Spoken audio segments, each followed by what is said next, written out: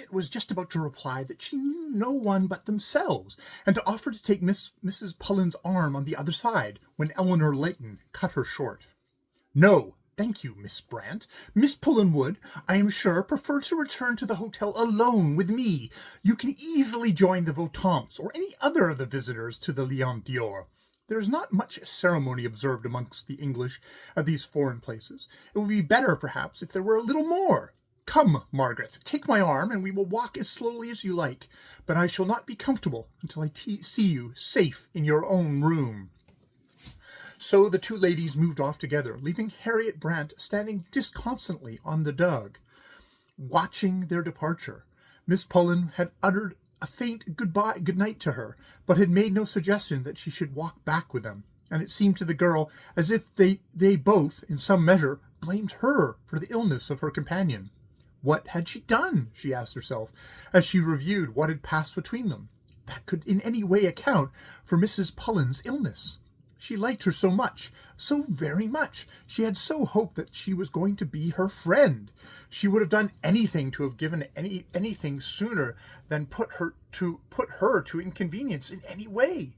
As the two ladies moved slowly out of sight, Harriet turned sadly and walked the other way. She felt lonely and disappointed. She knew no one to speak to, and there was a cold, empty feeling in her breast, as though, in losing her hold on Margaret Pullen, she had lost something on which she had depended. Something of her feeling must have communicated itself to Margaret Pullen, for, after a minute or two, she stopped and said, I don't half like leaving Miss Brant by herself, Eleanor. She is very young to be wandering about a town by night, and alone." "Nonsense," returned Miss Layton shortly. "A young lady who can make the voyage from Jamaica to Heist on her own account, knocking about in London for a week on the way, is surely competent to walk back to the hotel without your assistance. I should say that Miss Brant is a very independent young woman."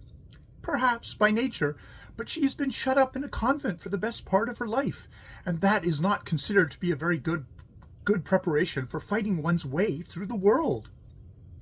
"She'll be able to fight her own battles, never fear," was Eleanor's reply. Just then they encountered Bobby Bates, who lifted his cap as he hurried past them. "Where are you going so fast, Mr. Bates?" said Eleanor Layton. "I'm going back to the hotel to fetch Mamma's fur boa," he answered. They were passing a lighted lamp at the time, and she noticed that the lad's eyes were red, and his features bore traces of distress. "Are you ill?" she inquired quickly, "or in any trouble?" He halted for a minute in his stride. No, not exactly," he said in a low voice. Then, as if the words came from him against his will, he went on, "But, oh, I do wish someone would speak to Mamma about the way she treats me. It's cruel to strike me with her stick before all those people, as if I were a baby, and to call me such names. Even the servant William laughs at me. Do all mothers do the same, Miss Layton? Ought a man to stand it quietly?" "Decidedly not," cried Eleanor without hesitation. "Oh, Eleanor, remember she is his mother," remonstrated Margaret. "Don't say anything to set him against her." "But I was 19 last birthday," continued the lad, "and sometimes she treats me in such a manner that I can't bear it. The Baron dares not say a word to her. She swears at him so. Sometimes I think I will run away and go to sea."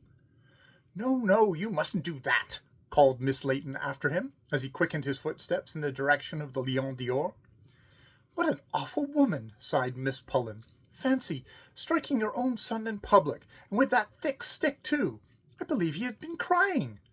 "I am sure he had," he replied her friend. "You can see the poor fellow is half-witted and very weakly in the bargain. I suppose she has beaten his brains to a pap. What a terrible misfortune to have such a mother. You should hear some of the stories Madame Lamont has to tell of her." "But how does she hear them?"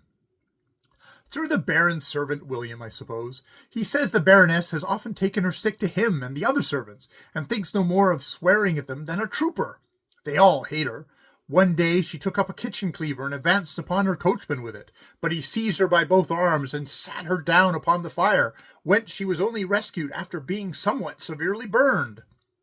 "It served her right," exclaimed Margaret, laughing at the ludicrous idea.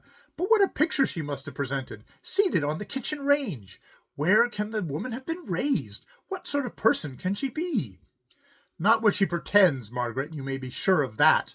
All her fine talk of lords and ladies is so much bunkum. But I pity the poor little baron, who is, at all events, inoffensive. How can he put up with such a wife? He must feel very much ashamed of her sometimes. And yet he seems devoted to her. He never leaves her side for a moment. He is her walking stick, her fetcher and carrier, and her scribe. I don't believe she can write a letter. And yet she was talking to the table d'hote yesterday of the Duke of this and the Earl of that, and hinting at her having stayed at Osborne and Windsor. Of course they are falsehoods. She has never seen the inside of a palace unless it has been in the capacity of a charwoman. Have you observed her hair? It is coarse as horsetail, and her hands. Bobby informed me the other day that his mamma took nines in gloves. She's not a woman, my dear. She's a female elephant. Margaret was laughing still when they reached the steps of the Lion d'Or. You are very naughty and very scandalous, Eleanor, she said, but you've done me a world of good. My unpleasant feelings have quite gone. I am quite capable of continuing our walk if you would like to do so. No such thing, madame, replied Miss Layton. I am responsible for your well-doing in Arthur's absence. Upstairs and into bed you go, unless you would like a cup of coffee and a chassé first. That is the only indulgence I can grant you. But Miss Pullen declined the proffered refreshment, and the two ladies sought their empty rooms in company. End of chapter 2.